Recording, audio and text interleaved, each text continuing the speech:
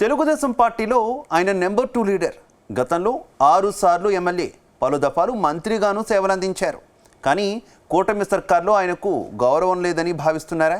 ఏ పదవి లేకపోవడంతో తీవ్ర అసంతృప్తికి లోనవుతున్నారా? అందుకే ప్రతిపక్ష పార్టీని విమర్శిస్తూనే సొంత పార్టీని ఇరుకున పెట్టే ప్రయత్నం చేస్తున్నారా? తాజాగా ఆ మాజీ మంత్రి కామెంట్స్ హాట్ టాపిక్గా మారాయా? ఇంతకీ ఆయన ఏమన్నారు?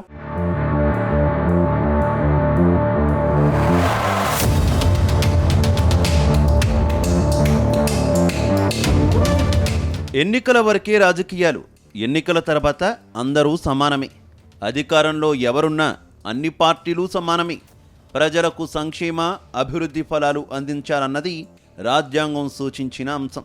అయితే గత కొంతకాలంగా రాజకీయ పార్టీలు తమ కార్యకర్త అయితేనే పథకాలు అందజేస్తున్నాయి. ప్రభుత్వం ఇచ్చే స్వయం ఉపాధి రుణాల నుంచి రైతులకు ఇచ్చే ఆధునిక యంత్ర పరికరాల వరకు ఇలా ఎందులో చూసినా వారిపై అధికార పార్టీ ముద్ర ఉంటేనే ఇచ్చే పరిస్థితి ఏర్పడింది. ఇప్పుడు కూటమి సర్కార్ కూడా తెలుగు తమ్ముళ్లకే స్కీములను అందజేస్తోంది. ఇదే విషయాన్ని మాజీ మంత్రి యనమల రామకృష్ణుడు కూడా లేవనెత్తడం అధికార పార్టీలో చర్చనీయాంశంగా మారింది.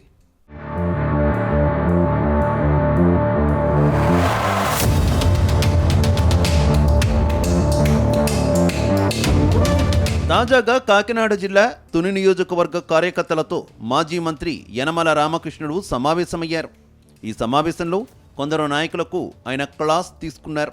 అనంతరం వైసీపీ వారు ఎవరిని పనుల కోసం తీసుకురావద్దు, వైసీపీ వారికి పనులు చేయం, టీడీపీలో పనిచేసిన వారికి మాత్రమే పనులు చేసి పెడతామంటూ బహిరంగంగా ప్రకటించారు.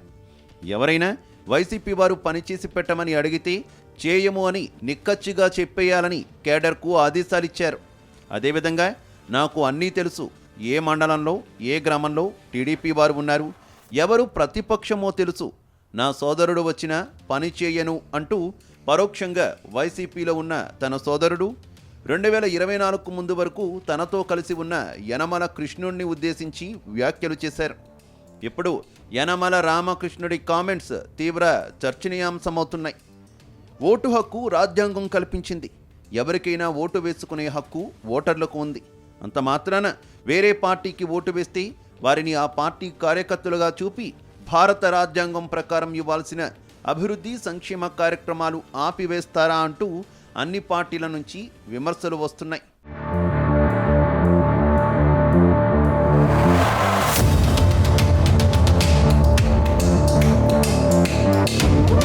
మరోవైపు గత వైసీపీ ప్రభుత్వంలో అన్ని పార్టీలకు సంక్షేమ పథకాలు అందజేశారు. పార్టీలతో సంబంధం లేకుండా ప్రజలకు సంక్షేమం అందించారు. అప్పట్లో తుని ఎమ్మెల్యేగా ఉన్న దాడిశెట్టి రాజా మంత్రిగాను సేవలందించారు. దాంతో ఆయన వద్దకు వెళ్లి టీడీపీ లీడర్లు కూడా పనులు చేయించుకున్నారు. మరోవైపు వైసీపీకి చెందిన కౌన్సిలర్లను పదవులకు రాజీనామా చేయించకుండానే యనమల స్వయంగా పార్టీ కండవాలు కప్పి చేర్చుకున్నారు. ప్రస్తుతం వారంతా అధికార పార్టీలో ఉంటూ తమ పనులన్నీ చక్కబెట్టుకుంటున్నారు. దాంతో పచ్చ కండువా ఉంటేనే పనులు చేస్తారా? ఇతర పార్టీల నుంచి వచ్చిన వారు పదవులకు రాజీనామా చేయాలన్న కూటమి నిబంధన ఇక్కడ వర్తించదా అని తెలుగు తమ్ముళ్లు ప్రశ్నిస్తున్నట్టు సమాచారం.